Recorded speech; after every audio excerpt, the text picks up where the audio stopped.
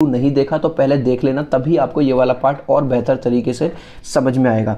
तो यार हमने पार्ट 1 में पढ़ा था, क्या पढ़ा था, हमने बेल्जियम की केस स्टडी पढ़ी थी और हमने वहाँ पर क्या देखा था कि जो मेजॉरिटी थी उन लोगों की थी 59% जो डच लैंग्वेज बोला करते थे और करीबन 40% जो लोग थे वो क्या बोलते थे, फ्रेंच बोलते थे। लेकिन वहाँ के जो लीडर्स थे उन्होंने समझदारी से काम दिखाया और वो ये वाली बात समझ गए कि अगर देश में यूनिटी कायम करनी है, एकता बनानी है, देश में भाईचारा बनाना है, तो हमें हर, चाहे वो डच बोलता हो चाहे वो फ्रेंच बोलता हो, हर भाषा बोलने वाले आदमी को सम्मान देना पड़ेगा, सबके व्यूज़ को ऑनर देना पड़ेगा। और यही कारण था कि बेल्जियम में सब कुछ बढ़िया तरीके से हुआ। दूसरी केस स्टडी हमने पढ़ी थी श्रीलंका की और उसमें हमने क्या देखा था कि 74% जो लोग थे वो सिन्हाला लैंग्वेज बोलते थे, सिनालीज थे, और 18% जो थे वो तमिल थे। लेकिन यहाँ पे बेल्जियम के उलट काम किया। इन्होंने क्या किया, इन्होंने सोचा कि अपनी खुद की गवर्नमेंट बना ली, इन्होंने खुद के कॉन्स्टिट्यूशन बना लिए और ऑफिशियल लैंग्वेज सिन्हाला बना दी, मतलब तमिल लोगों को और तमिल भाषा को पूरी तरह से डिसरिगार्ड कर दिया, साइड में कर दिया। इसका परिणाम क्या हुआ, ये हुआ कि जो तमिल वाले लोग थे वो भाई साहब गुस्से में आ गए, दोनों तरफ में झगड़ा हुआ, सिविल वॉर हुआ, बहुत सारे लोग इधर के मारे गए, बहुत सारे लोग उधर के मारे गए, तो ये हुआ। ठीक है, अब हम इस चैप्टर में पढ़ेंगे सबसे पहले तो why is power sharing desirable, आखिर पावर का शेयर होना जरूरी क्यों है। तो सबसे पहले ये क्वेश्चन आ रहा होगा आपके दिमाग में, यहाँ पे मैंने लड़का बना दिया, ये आप ही हो, ठीक है। So why is power sharing desirable. Number 1, power sharing is good because it helps to reduce the possibility of conflict between social groups. Question आ सकता है आपके पास 2 नंबर में कि भैया पावर शेयरिंग डिजायरेबल क्यों है या पावर शेयरिंग अच्छी बात क्यों है, why is power sharing good. तो आप बताओगे कि power sharing is good because it helps to reduce the possibility of conflict.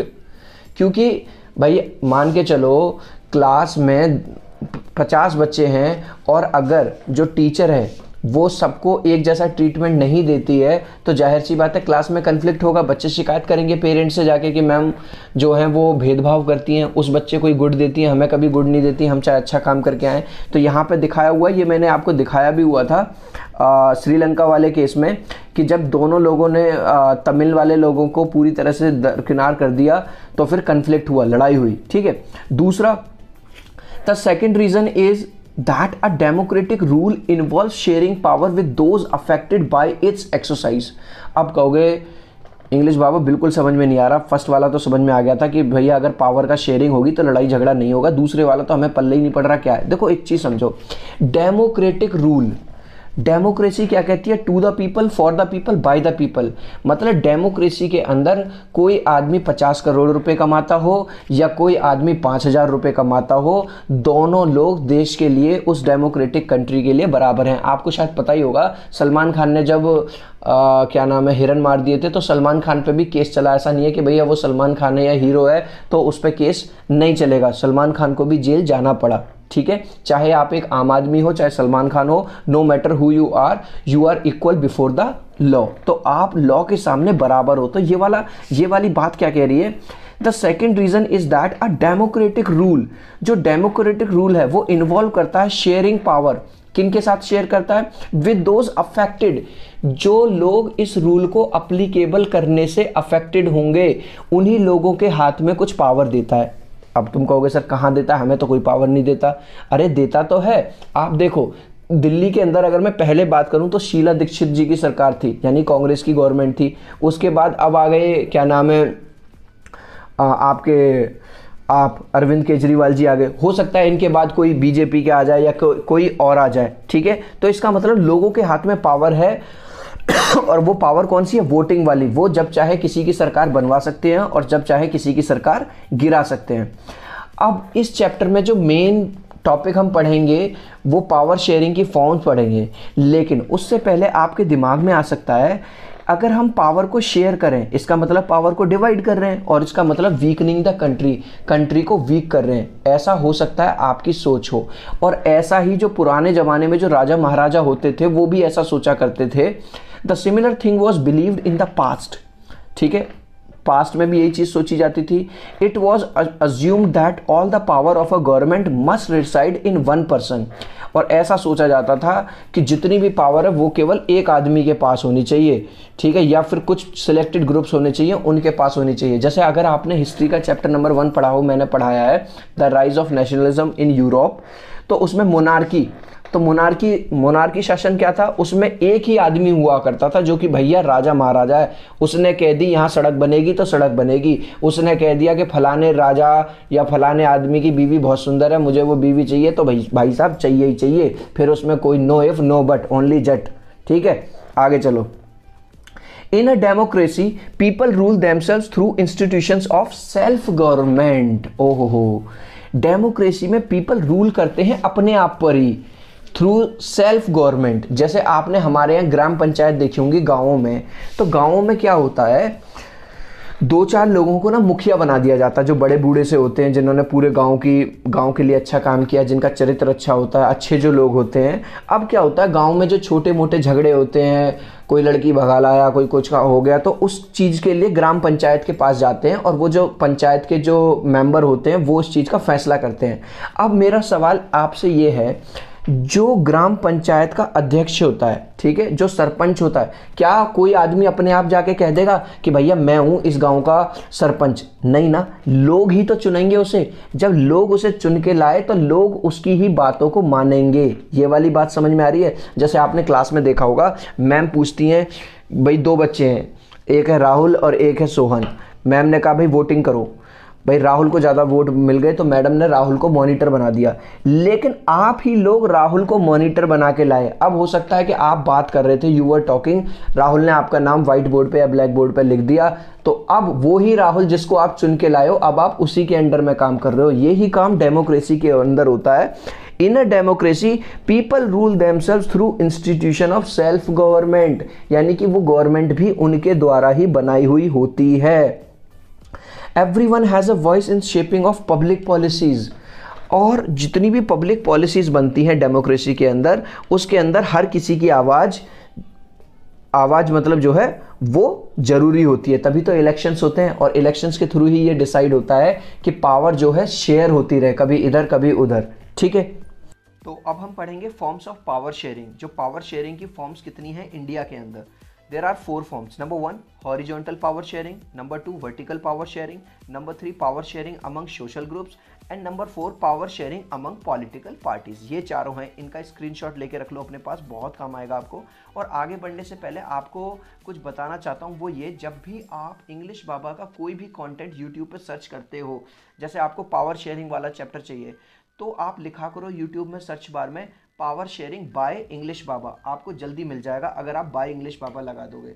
अगर आप हिस्ट्री का चैप्टर ढूंढ रहे हो, मान के चलो first the rise of nationalism in Europe, तो लिख दो the rise of nationalism in Europe, chapter का नाम लिख दिया और आगे लिख दो बाय इंग्लिश बाबा।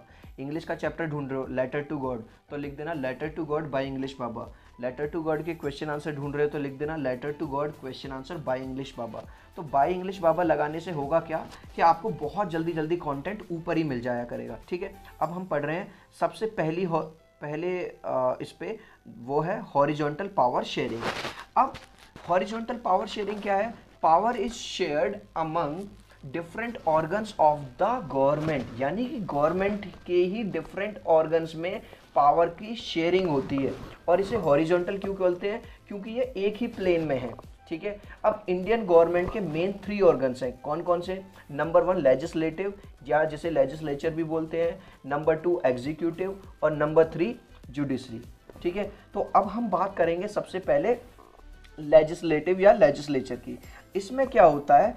इसमें पार्लियामेंट और लेजिस्लेटिव असेंबली के जो मेंबर्स होते हैं वो क्या करते हैं? लॉज को फॉर्म करते हैं। दोबारा बता रहा हूँ, पार्लियामेंट और लेजिस्लेटिव असेंबली के जो मेंबर्स होते हैं वो लॉज बनाते हैं, किसमें? लेजिस्लेटिव में। ठीक है, अब मैं बात करूंगा आपसे दूसरे ऑर्गन जो कि है एग्जीक्यूटिव। इसमें क्या करता है? ये ऑर्गन अथॉरिटी को एक तो एक्सरसाइज करता है और पावर को होल्ड करता है। कौन? एग्जीक्यूटिव क्या करता है? अथॉरिटी को एक्सरसाइज करता है और पावर को होल्ड करता है। इसके अंदर, एग्जीक्यूटिव के अंदर लगभग सारे मिनिस्टर्स आते हैं, जैसे प्राइम मिनिस्टर हो गए, एचआरडी मिनिस्टर हो गए, फाइनेंस मिनिस्टर हो गए। ठीक है, और अगर मैं तीसरे ऑर्गन की बात करूं जो कि है जुडिशरी, इसमें आती हैं हमारी कोर्ट्स वगैरह आती हैं, जैसे सुप्रीम कोर्ट्स हो गई, हाई कोर्ट्स हो गई। ठीक है।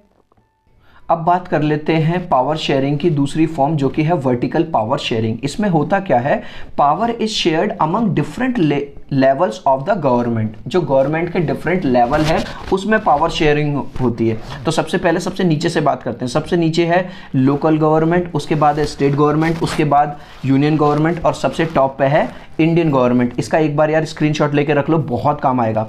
अब मैं बताऊंगा आपको सबसे पहले लोकल गवर्नमेंट क्या है। जैसा कि ये वाला एग्जांपल मैंने इस चैप्टर को समझाते हुए आपको कई बार दे दिया, ग्राम पंचायत वाला है ना, वहाँ सरपंच होगा, कोई छोटी मोटी बात होगी तो वही सुलटा देंगे, वही उस बात का सॉल्यूशन कर देंगे।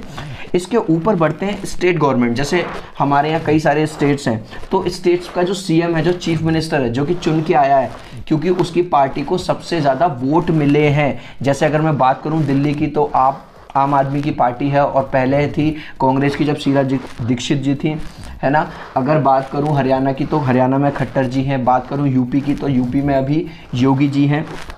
इसके बाद आता है यूनियन गवर्नमेंट, ठीक है। यूनियन गवर्नमेंट का मतलब है सेंट्रल गवर्नमेंट। जैसे कि सेंट्रल गवर्नमेंट अभी किसकी है, बीजेपी की है, मोदी जी की है, ठीक है। और जितने भी कैबिनेट मिनिस्टर्स हैं वो यूनियन गवर्नमेंट में आते हैं। और सबसे टॉप में अगर मैं बात करता हूं तो फिर आती है इंडियन गवर्नमेंट, यानी कि गवर्नमेंट ऑफ इंडिया। और जो इंडियन गवर्नमेंट है वो यूनियन गवर्नमेंट हो, स्टेट गवर्नमेंट हो या लोकल गवर्नमेंट हो, इन सबको गवर्न करती है, ठीक है। और इंडियन गवर्नमेंट यानी गवर्नमेंट ऑफ इंडिया का जो हेड होता है वो कौन होता है, उस टाइम का प्रेसिडेंट ऑफ इंडिया, ठीक है। अब हम बढ़ रहे हैं पावर शेयरिंग के थर्ड फॉर्म में, जो कि है power sharing among social groups. इसमें क्या होता है, power is also shared among different social groups. अब आप कहोगे इंग्लिश बाबा समझ में नहीं आ रहा, बिल्कुल भी।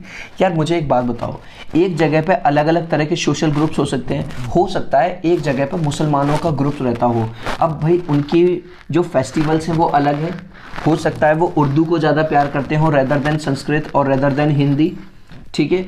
और उनके रमज़ान आएंगे तो उनकी फास्टिंग वगैरह शुरू होगी, उनके अलग, ठीक है, कल्चर है कुछ। वहाँ हो सकता है कुछ हिंदू लोग भी हों, उनके अलग कल्चर हैं। वहाँ हो सकता है कुछ ईसाई लोग भी हों, उनका अलग कल्चर है।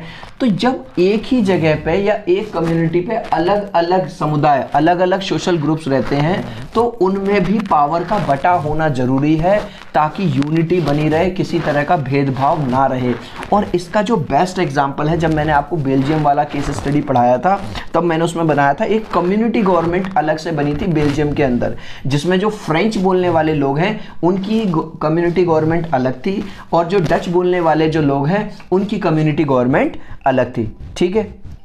अब हम बात करेंगे पावर शेयरिंग की फोर्थ फॉर्म, और जो कि है power sharing among political parties. Yes, power is also shared among different political parties. जो पावर है वो इंडिया के अंदर डिफरेंट पॉलिटिकल पार्टीज में भी बटी हुई होती है।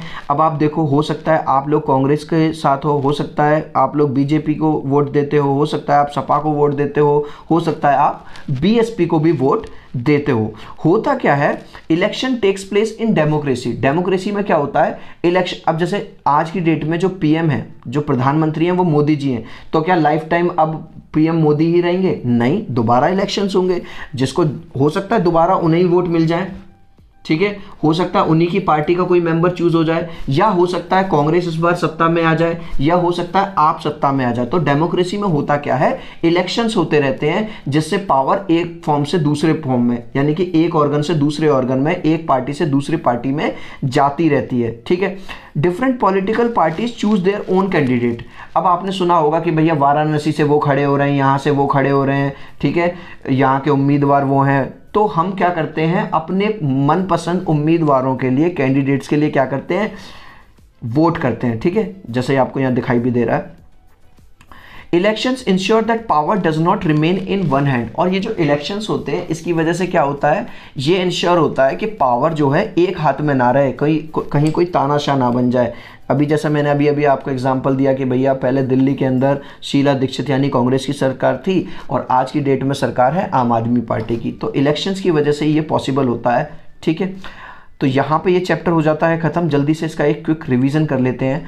तो सबसे पहले पार्ट 1 में मैंने आपको बताया बेल्जियम की केस स्टडी के बारे में, जिसमें मैंने बताया 59% लोग थे जो डच बोलते थे और 40% लोग फ्रेंच बोलते थे।